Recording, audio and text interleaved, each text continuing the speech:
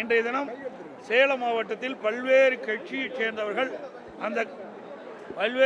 சேலம் மாவட்டத்தில் பல்வேறு கட்சியைச் சேர்ந்தவர்கள் அந்த கட்சியிலிருந்து விலகி இன்றைய தினம் தங்களை அனைத்து இந்திய அண்ணா திராவிட முன்னேற்ற கழகத்தில் இணைத்துக் கொண்டார்கள்.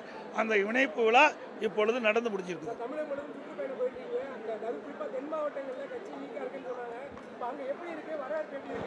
இப்போ நீங்க உங்க தொலைக்காட்சி இருக்குல்ல, எடுத்து போட்டுட்டு இருக்காங்களா, அதுல பார்த்து தெரிஞ்சுக்க.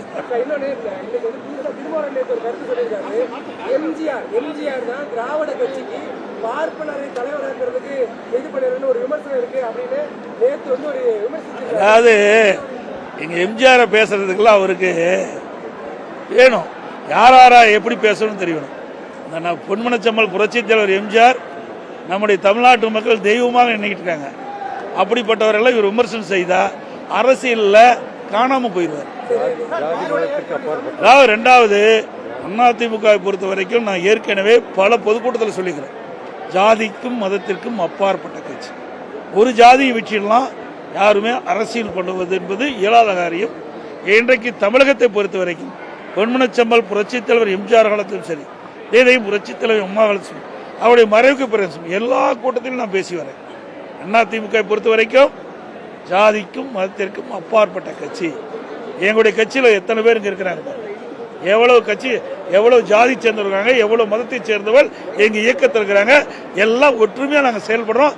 சில பேருக்கு பொறுக்கல, எரிச்சல், அவர் நினைத்தது நடக்கல, அதனுடைய வெறுப்பினுடைய வெளிப்பாடு தான் இப்படிப்பட்ட வார்த்தைகளை கக்கி கொண்டிருக்கிறார்.